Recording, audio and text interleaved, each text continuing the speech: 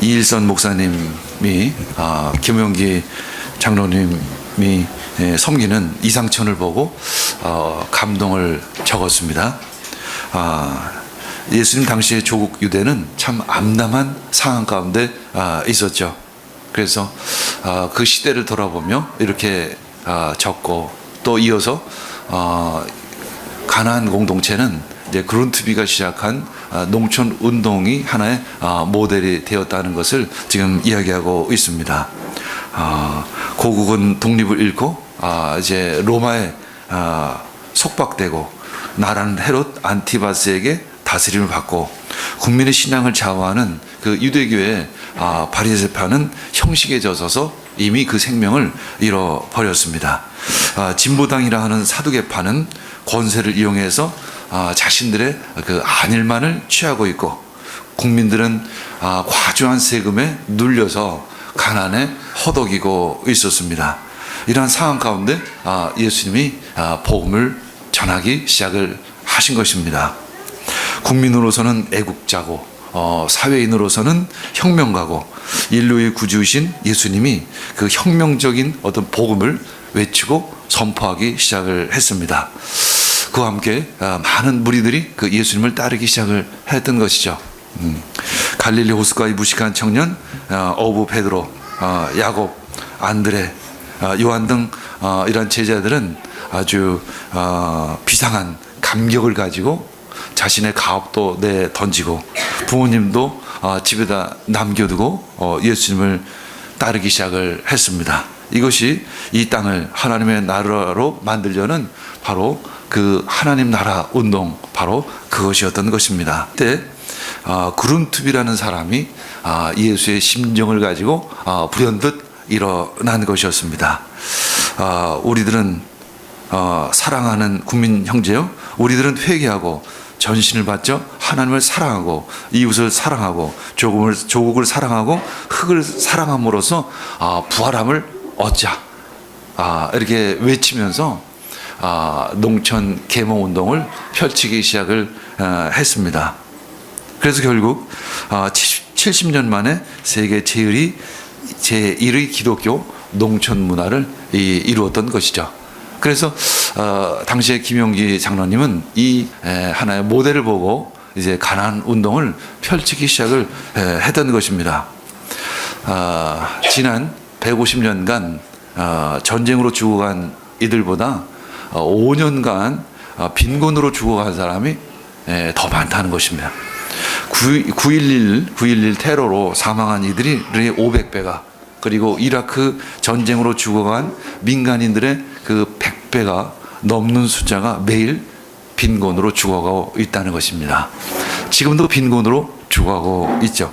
그래서 김용기 장로님은 덴마크의 농민운동, 그 운동을 모델로 해서 이제 덴마크와 같은 그런 이상국을 한번 건설해보자, 이 땅에 하나님의 나라를 한번 세워보자, 그래서 이상촌 운동을 시작을 한 것입니다. 그것은 이 땅에 마치 에덴 동산과 같은 그런 나라를 세워보자, 이 가난하고 이 궁핍한 그리고 일제 식민지 시대에 얽매여 있는 이 대한민국을 다시 한번 회복시켜 보자, 이렇게 하면서 가나안 운동을 펼치기 시작을 한 것입니다. 예수님 당시 역시 아주 패역한 세대다, 이렇게 표현하고 있습니다. 사도행전 2장 40절 41절 읽겠습니다. 베드로는 이 밖에도 많은 말로 증언하고 삐뚤어진 세대에서 구원을 받으라고 그들에게 권하였다. 그의 말을 받아들인 사람들은 세례를 받았는데, 이렇게 해서 그날의 신도의 수가 약 3,000명이나 늘어났습니다. 그 당시가 참 패역한 세대다, 이렇게 표현하고 있습니다. 참 모든 윤리가 땅에 떨어지고 신앙이 참 왜곡되어지고 삐뚤어진 그런 상황 가운데 있었던 것이죠. 아까 이일선 목사님이 지적했던 대로 바리새파 사람들은 그 형식에 치우쳐서 생명을 잃어버리고, 사두개 사람들은 이 권력에 눈이 어두워서 자신의 안위만을 취하고 있었던 아주 그 패역한 세대 가운데 있었던 것입니다. 어느 정도 패역한 세대였을까? 한마디로 의인을 핍박하는 세대라는 것이죠. 구세주이신 메시아인 예수 그리스도조차 십자가에 못 박을 수 있을 만큼의 패역한 세대였다는 것입니다. 한마디로 끝장이었던 것입니다. 마지막이었던 것입니다. 그 마지막에 하나님께서는 예수 그리스도를 통해서 그 땅을 회복시키고자 시작을 하신 것입니다. 바로 마지막 때가, 우리가 보기에 마지막 때가 하나님이 시작하는 바로 그때라는 것입니다. 여러분들의 삶도 어쩌면 암담하고 힘들 수 있습니다. 어쩌면 마지막을 향해 달리고 있을 수 있습니다. 그러나 여러분들의 그 마지막이 하나님의 새로운 시작이 될 줄 믿습니다. 구원의 시작이 될 줄 믿습니다. 그렇게 패역한 세대 가운데 새로운 소식, 복음이 온 것입니다. 누가복음 11장 29절 읽겠습니다. 무리가 모여들 때 예수께서 말씀하기 시작하셨다. 이 세대는 악한 세대다. 이 세대가 표징을 구하지만 이 세대는 요나의 표징밖에는 아무 표징도 받지 못할 것이다. 그들에게 어떤 표적을 요구하지만 그들이 받을 표적은 요나의 표적, 바로 예수님께서 십자가에 못 박히시고 부활하실 그 표적밖에는 더 이상 그들을 구원할 수 있는 방법이 없다라는 것입니다. 그래서 하나님께서는 하나님이 약속하신 그 약속을 이루시기로 결단하신 것입니다. 그래서 그 아들 예수 그리스도를 그 땅 가운데 보내셔서 하나님의 나라를 새롭게 시작하시는 것이죠. 마치 노아 때 홍수로 심판할 수밖에 없는 그런 상태라는 것입니다. 여러분들, 지금 우리 대한민국은 어떤 상태일까요? 혹시 우리가 진짜 패역한 세대는 혹시 아닐까? 마지막 때는 아닐까? 하나님의 심판이 진정 다가오고 있는 그 때는 아닐까? 한번 돌아보는 여러분이 되기를 원합니다. 이제 성령님이 임하셨습니다. 120명의 제자들 가운데 성령의 충만함으로 임한 것입니다.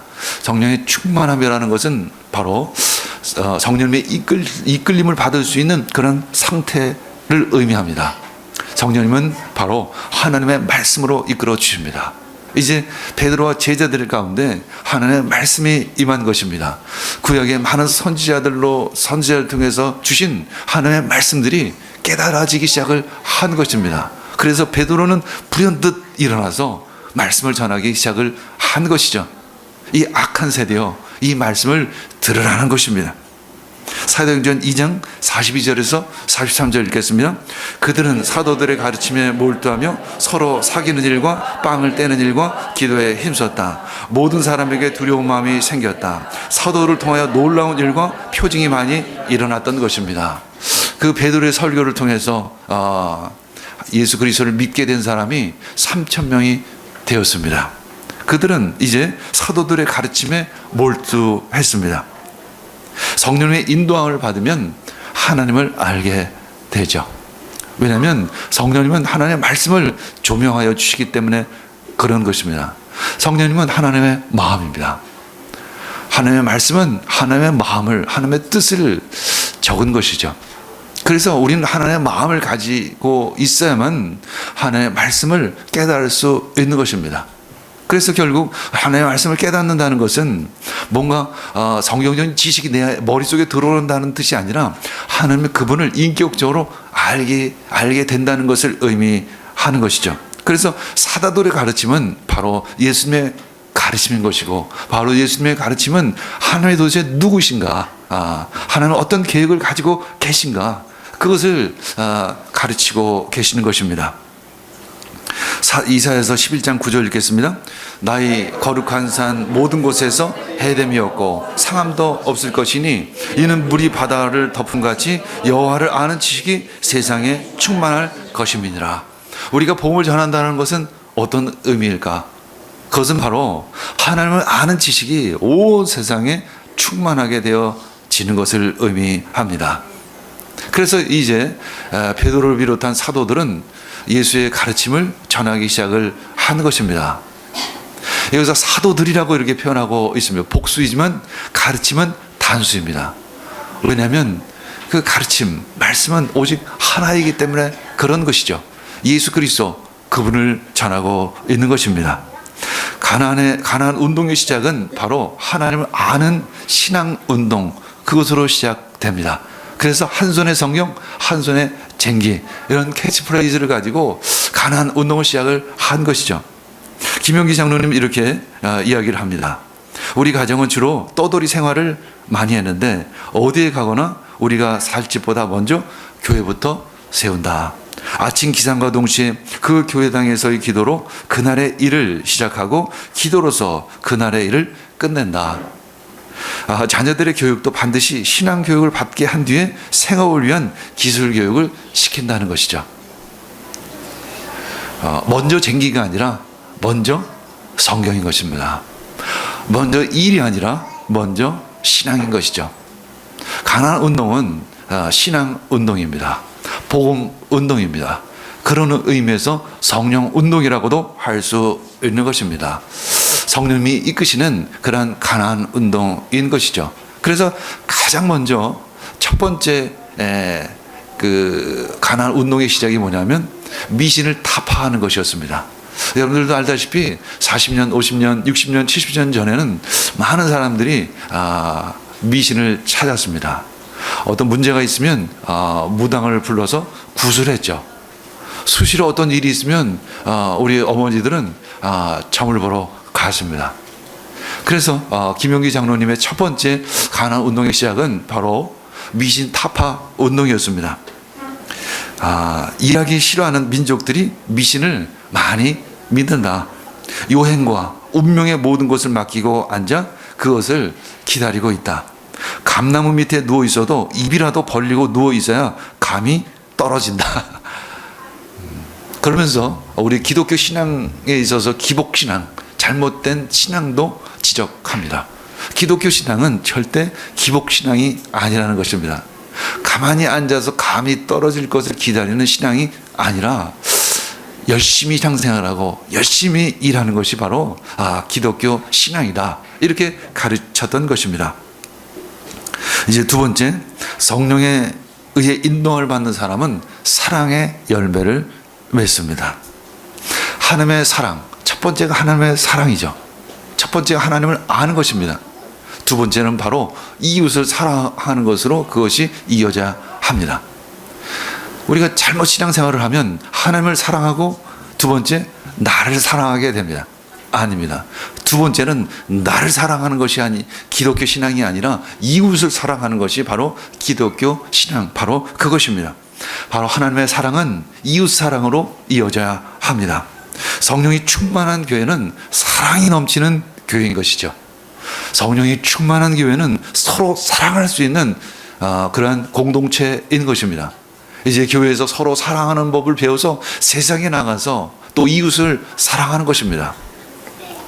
이제 믿는 이들이 이 사랑의 교제가 시작이 됐습니다. 바로 그것을 우리는 성도의 교제다, 이렇게 이야기하고 있는 것입니다. 이 성도의 교제가 바로 성찬이고 기도이고 바로 나눔이다라는 것입니다. 성도의 교제는 그저 성도끼리 만나서 세상 일을 나누는 것이 아니라 재미있는 농담을 주고받는 것이 아니라 세상에서 누릴 수 있는 그런 즐거움을 이 교회 안에서 성도의 교제를 통해서 나누는 것이 아니라 예수 그리스도를 이야기하는 것입니다.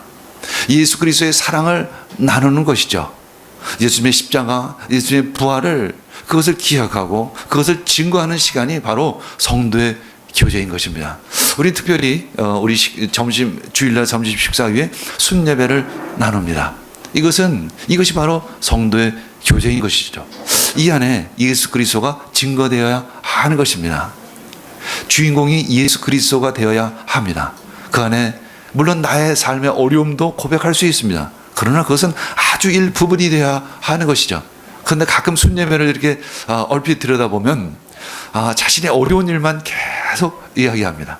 그리고 힘을 쫙 빼고 집으로 돌아가는 그런 모습을 봅니다. 어제도 문제는 있었고 1년 전에도 문제는 있었습니다. 10년 전에도 똑같은 문제가 있었습니다. 우리는 그 문제 가운데 파묻혀 사는 것이 아니라 그 문제를 믿음의 눈으로 바라보고 그 위기의 어려움을 통해서 우리 굳건히 그 신앙을, 우리들의 신앙을 더 굳건히 잡아야 하는 것입니다. 우리가 믿음 가운데 있을 때 그 문제 가운데 있을 때 문제가 사라지는 것이 아니라 우리들의 믿음 가운데 있을 때 어느덧 불현듯 그 문제들은 다 사라지는 것을 여러분들은 경험하게 될 것입니다. 세 번째, 성령님의 역사는 삶에 실제적으로 드러나기 시작을 합니다. 사도들을 통해 하나님 나라의 표적들이 드러나기 시작을 하는 것이죠. 그것은 때로는 초자연적인 기적으로 나타나기도 하고 또 사람들의 희생과 봉사를 통해서 드러나기도 합니다. 사도행전 2장 44절 45절 읽겠습니다. 믿는 사람은 모두 함께 지내며 모든 것을 공동으로 소유하였다. 그들은 재산과 소유물을 팔아서 모든 사람에게 필요한 대로 나눠 주었던 것입니다. 사도들을 통해서 표적이 일어났습니다. 아픈 사람들이 회복되기도 합니다. 귀신이 떠나가기도 합니다. 이러한 초자연적인 능력도 참 귀하지만 더더욱 중요한 것은 서로 희생과 섬기는 가운데 하나님의 나라가 세워지고 있다는 것이 더 아름답고 귀한 것입니다. 네 번째는 성령님이 인도하시는 공동체는 나눔과 희생이 있는 것이죠. 가나안 정신은 첫 번째가 노동입니다. 열심히 일하라는 것이죠. 근데 열심히 일해서 왜 열심히 일할까? 물론 먹고 살기 위해서 열심히 일하는 것도 있습니다. 그러나 그것보다도 섬기기 위해서, 이웃을 섬기기 위해서 열심히 일하라는 것입니다. 그리고 세 번째는 희생입니다. 섬기는 정도가 아니라 희생하라는 것이죠. 바로 초대교회의 공동체에는 나눔과 희생이 있었습니다. 성령의 충만함은 바로 공동체의 조화가 일어나기 시작합니다. 그 공동체의 조화는 바로 평화입니다. 샬롬입니다. 그래서 이스라엘 유대 사람들은 만나면 샬롬이라는 표현을 자주 합니다. 니아세도 가도 서로 인사할 때 샬롬 합니다. 평화가 있을지어다. 이 샬롬이라는 그 주제도 이 기독교 신앙에서 굉장히 중요한 덕목 중에 하나이죠. 하늘의 평화가 이 땅의 평화로 이어져야 하는 것입니다. 성령의 충만함은 땅의 충만함으로 이어져야 하는 것이죠. 우리 영적인 우리 이런 충만함은 이 땅의 충만함으로 이어져야 하는 것입니다. 영의 구원은 몸의 구원으로 이어져야 합니다. 그리고 몸의 구원은 이 피조물의 구원으로 이어져야 하는 것이죠. 구원은 우리의 영의 구원으로 시작이 됩니다.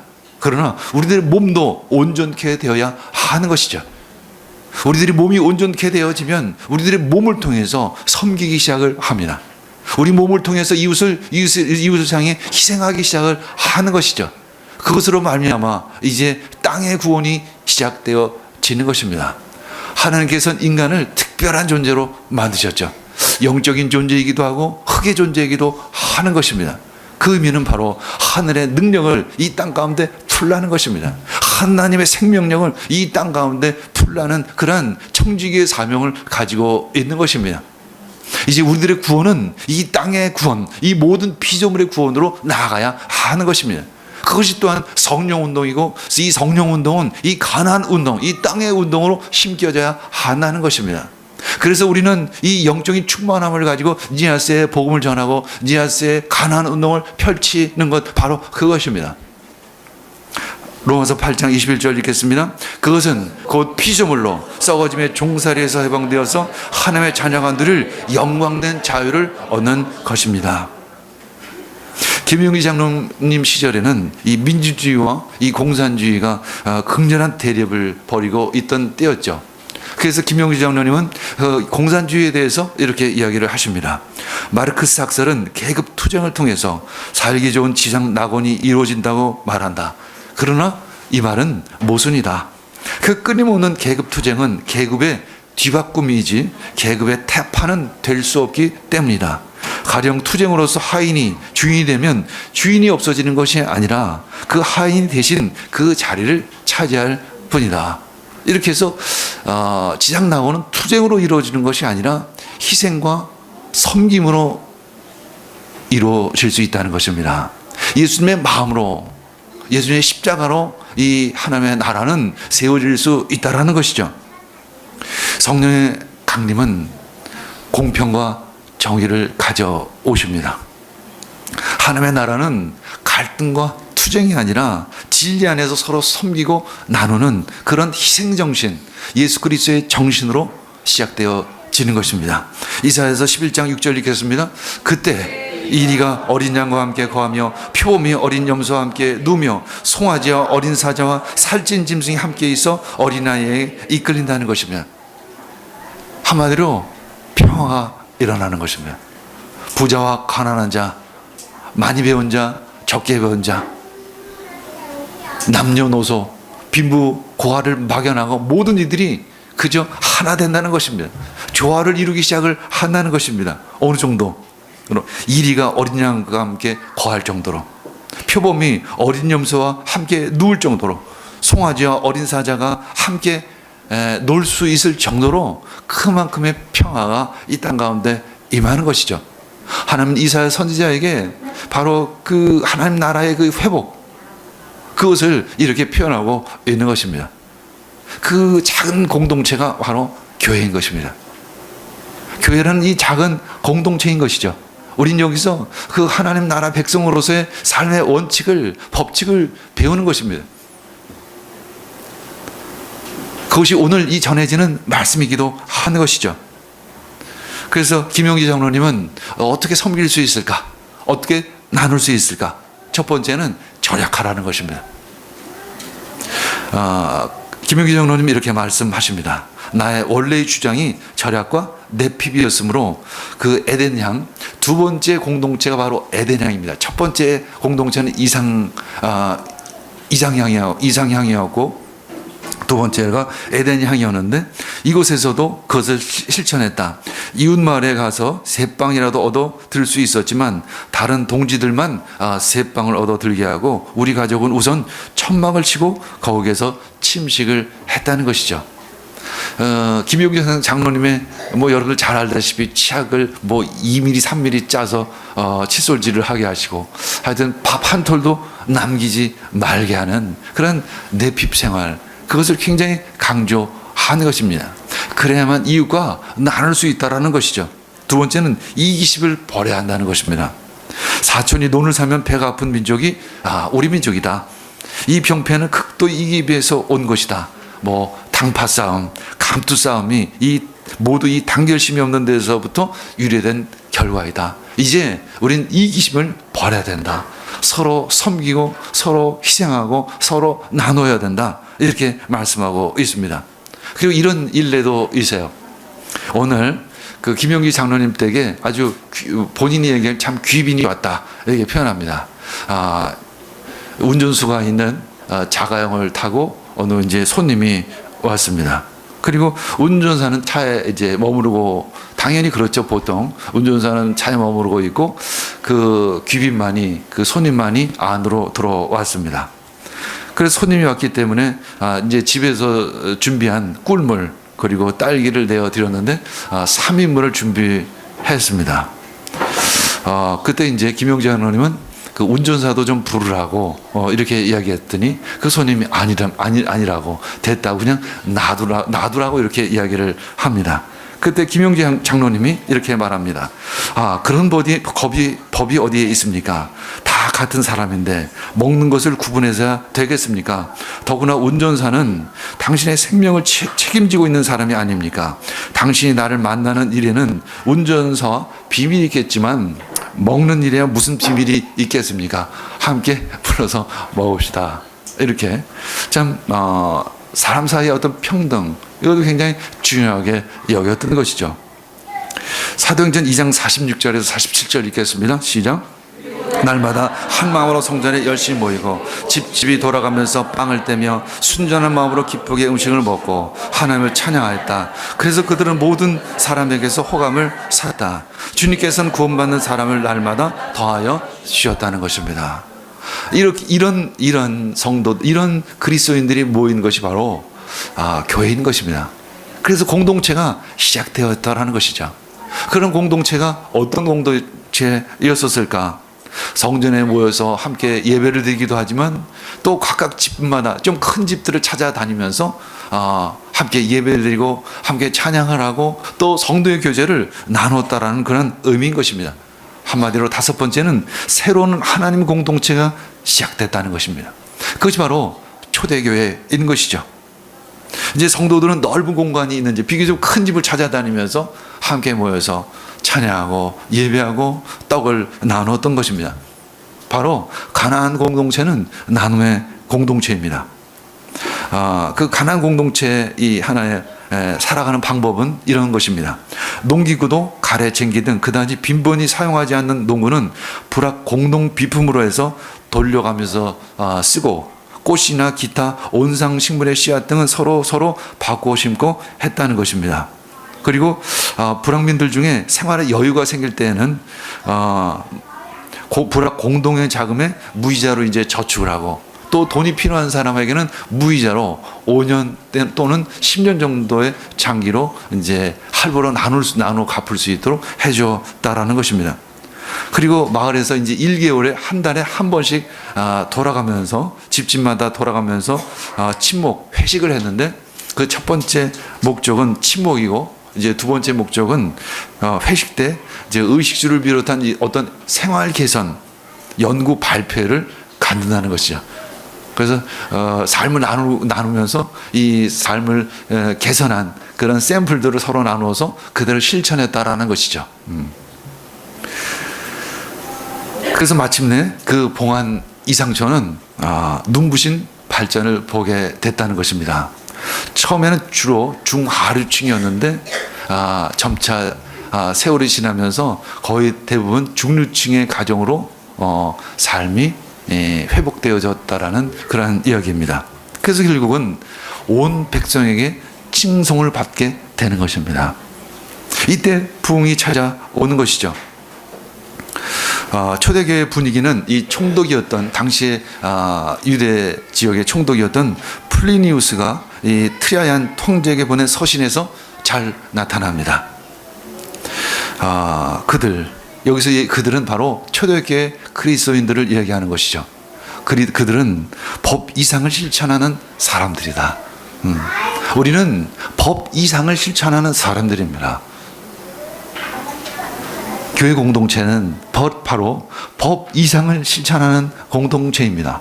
근데 가끔 보면 교회가 기본적인 법 질서조차 지키지 않는 모습을 봅니다. 아닙니다. 그것이 은혜가 아닙니다. 교회만큼 철저히 질서가 잡힌 공동체가 없는 것입니다. 법 이상의 법이 우리들 안에 있는 것입니다. 그것은 바로 하나님을 사랑하고 이웃을 나보다 먼저 섬기고 사랑하는 것입니다. 그것이 바로 교회인 것이죠. 그러한 덕목을 배우고 훈련해서 이 세상 가운데 실천하는 바로 그것이 그리스도인인 것입니다.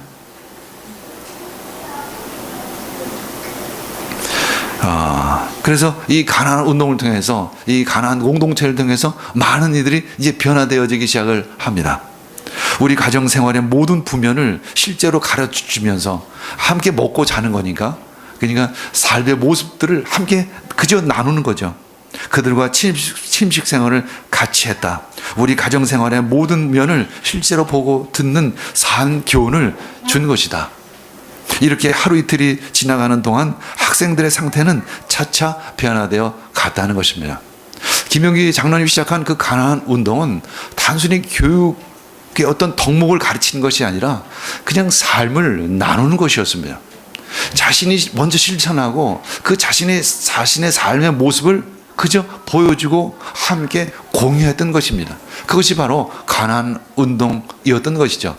그리고 이제 몇십 년이 지나면서 이 나라의 부르심에 의해서 이제 학교라는 형태가 세워지기 시작을 한 것입니다. 그것이 지금 있는 이제 하남시에 있는 첫 번째 농문학교고, 두 번째 가나안 농문학교가 이제 강원도 신림에 있는 두 번째 가나안 농문학교가 되어지는 것입니다. 그래서 이제 농문학교에 입교한 한 사람의 이야기를 이제 김용기 장로님은 하십니다. 농문학교 입교한 한 사람, 이제 젊은이가 있었습니다. 그는 처음에 이제 아버지하고 거의 대화도 하지 않는, 그냥 아버지와 거의 담을 쌓고 살고 있는 그런 사람이었었습니다. 근데 이제 가나안 농군학교에서 열심히 훈련을 받았습니다. 아주 모범적으로 잘 훈련을 받았죠. 그리고 집에 돌아갔습니다. 돌아가서 얼마 지나지 않아서 그 다음번 그 농군학교 훈련에 자신의 아버지를 모시고 왔습니다. 그때 아버지의 나이가 65세 정도 되었죠. 김용규 장로님은 깜짝 놀랐습니다. 아니, 두 사람이 원수지간으로 지내고 있는 걸로 알고 있었는데 그 아버님을 모시고 왔던 것입니다. 그래서 이제 자초지종을 들었습니다. 그 아들이 이제 집에 갔어요. 아들이 집에 가서는 부모에게 극신하게 그 마음을 다해서 부모님을 섬겼던 것입니다. 열심히 일을 하고 완전히 변했던 것입니다. 그리고 부친 앞에 아버님 앞에 무릎을 꿇고 그동안의 불효를 용서해달라고 사과를 했던 것입니다. 완전히 달라진 모습으로 집안 살림을 열심히 도왔던 것입니다. 하루는 그 아버지가 그 아들에게 말했습니다. 이제 너는 이 자식 노릇을 제대로 하는데 나는 아직 아비 노릇을 잘 못하고 있구나. 나도 네 원을 하나 들어줄 테니까 한번 말해봐라. 그때 아들이 뭐라고 얘기했을까요? 망설이다가 진짜 내 말을 들어주시겠습니까? 그래, 내가 들어주마. 그랬더니 그 아들이 말합니다. 아버님, 저하고 같이 가서 가나안 농군학교 훈련을 받읍시다. 그랬더니 그 아버님이 하는 수 없이 내가 너하고 약속을 했는데 어떻게 그 약속을 어기겠느냐. 그래, 내가 가서 훈련을 받겠다. 그렇게 해서 가나안 농군학교에서 훈련을 받기 시작을 했습니다. 김용기 장로님이 그분이 연세가 많으니까 아버님 훈련을 받다가 너무 힘이 들면 집에 돌아가도 좋습니다. 그렇게까지 얘기했음에도 불구하고 그 아버님은 끝까지 훈련을 잘 마쳤습니다. 그리고 집에 돌아가서 아들을 불렀습니다. 그리고 이런 이야기를 합니다. 학렬로는 네가 나의 아들이지만 사람 된 곳으로는 네가 나의 선배로구나. 이렇게 이야기를 했다고 합니다. 그래서 그 가정이 완전히 변화된 가정으로 세워졌다고 하는 것이죠. 이렇게 가나안 공동체는 온전한 공동체로 회복되어지는 것입니다. 이 가나안 공동체는 마치 이 초대교회 하나의 공동체를 보는 듯 하는 것이죠. 바로 우리 교회는 또 이 땅에 세워진 모든 교회들은 그러한 모습이어야 하는 것입니다. 그때 진정한 칭송을 받을 수 있습니다. 그때 부흥이 찾아오는 것이죠. 더하게 하시니라. 더하게 하실 줄 믿습니다. 하나님을 사랑하고 나보다 먼저 이웃을 사랑하기를 원합니다. 열심히 사랑하고 열심히 일하기를 원합니다. 그것이 바로 가나안 운동이요, 그것이 복음 운동이요, 그것이 성령 운동이고 그것이 하나님 나라 운동인 것입니다. 우리 함께 기도하겠습니다. 주님 감사합니다. 오늘 가나안 공동체가 어떠한 공동체인지, 초대교회가 어떠한 공동체인지 알게 해주시니 감사드립니다. 이 모든 말씀 예수님의 이름으로 기도합니다. 아멘.